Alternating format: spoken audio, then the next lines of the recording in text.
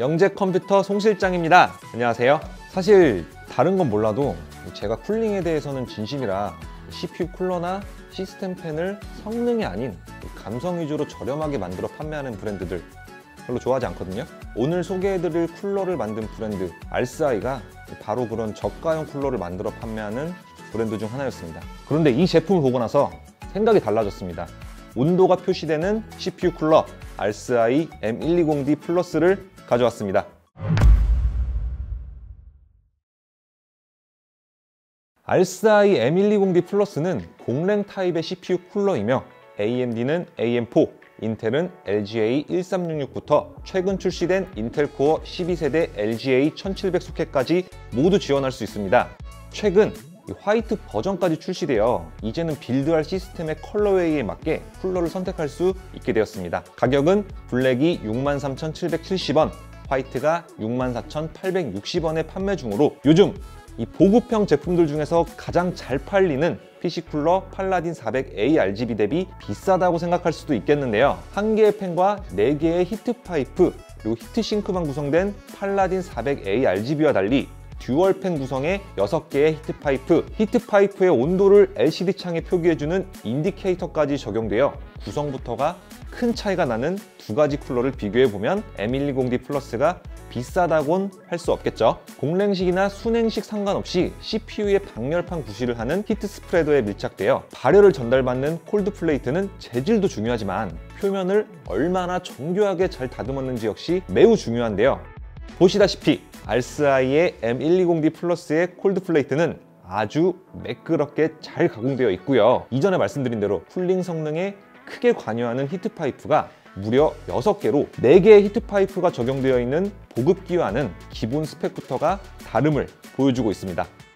높이 160, 너비 145, 깊이 105mm 규격으로 6mm 직경의 구리 히트 파이프가 6개 적용되어 있으며 하이드롤릭 베어링이 적용된 120mm ARGB 팬이 듀얼로 적용되어 있습니다. 이 팬은 700에서 1900rpm으로 동작하며 73.76CFM의 최대 풍량과 2.01 수주mm의 최대 풍압을 지원하여 스펙상으로 보면 보급형 CPU 쿨러들과 별반 다를 바가 없는데요. 스펙만으로 성능을 평가할 수는 없으니 잠시 후 테스트를 통해 실성능 알아보도록 하겠습니다. 공랭식 쿨러는 크게 플라워형과 타워형으로 나눌 수 있는데요.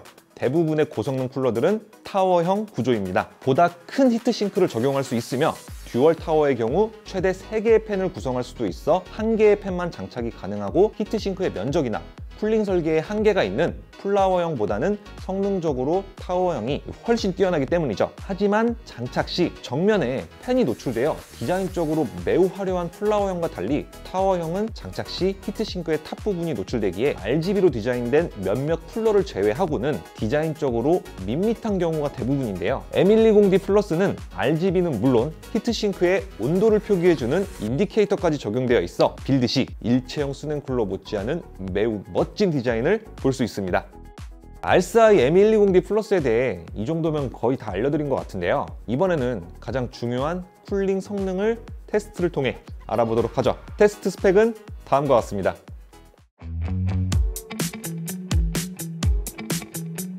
CPU는 출시 초기부터 발열로 말들이 많았던 인텔 코어 12세대 i9 12900K, i7 12700K, i5 12600K를 오픈 벤치에서 실내 온도 25도를 유지하며 모두 테스트해 보도록 하겠습니다. 인텔 최고 사양 CPU 인텔 코어 i9 12900K입니다. 부팅 후 아이들 온도 시 평균 30도로 측정되었습니다. 시네벤치 R23으로 CPU의 부하 시 평균 온도 98도, 최고 온도 100도로 결과가 나왔지만 테스트 내내 100도로 측정되어 i9 12900의 M120D 플러스를 사용하기에는 무리라는 걸 확인하였습니다. 그렇다면 코어 i7 12700K는 어떨까요? 부팅 후 아이들 5분 시 평균 27도로 측정되었지만 12900K와 큰 차이가 아니기 때문에 의미를 부여할 필요는 없겠습니다. 시네벤치 R23으로 CPU의 부하시입니다. 평균 온도 78도, 최고 온도 82도로 측정되어 CPU를 오버클럭할 것이 아니라면 M120D 플러스를 CPU 쿨러로 사용해도 충분하다는 걸 확인하였습니다. 마지막으로 코어 i5 12600K도 볼까요? 부팅 후 아이들 5분 시 평균 27도로 코어 i7 12700K와 같은 결과를 보여줍니다. 시네벤치 R23으로 CPU의 부하 시입니다. 평균 57도, 최고 온도 59도로 측정되어 12600K에 사용 시 메인보드 성능만 괜찮다면 CPU 오버클럭 시에 사용해도 충분할 거라는 의견을 조심히 말씀드립니다.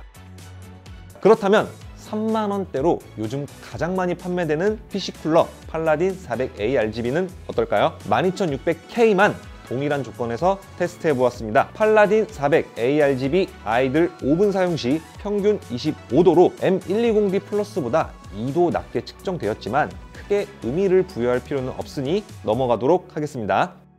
시네벤치 R23으로 CPU의 부하시입니다. 평균 온도 60도, 최고 온도 62도로 평균 온도 57도, 최고 온도 59도로 측정된 M120D 플러스보다 3도가량 더 높게 측정되었는데요. PC 쿨러의 팔라딘 400A RGB가 아무리 잘 나온 CPU 쿨러라 해도 역시 체급 차이를 이길 수는 없었습니다.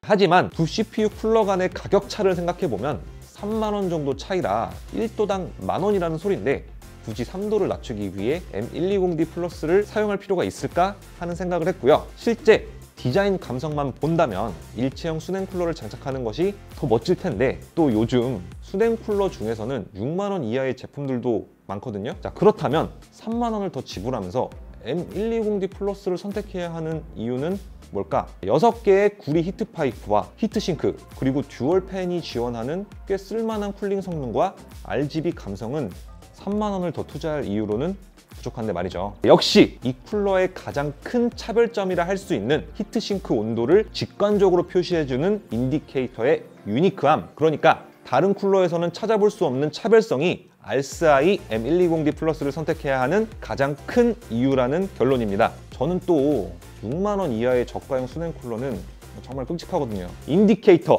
이 한 가지만으로도 3만원을 더 쓸 의미가 있다는 생각입니다. 오늘은 온도 인디케이터가 적용된 유니크한 CPU 쿨러 RSI M120D 플러스를 리뷰해 보았습니다. 앞으로도 유니크한 리뷰, 도움되는 영상들로 찾아뵐 테니 구독, 좋아요 부탁드립니다. 감사합니다.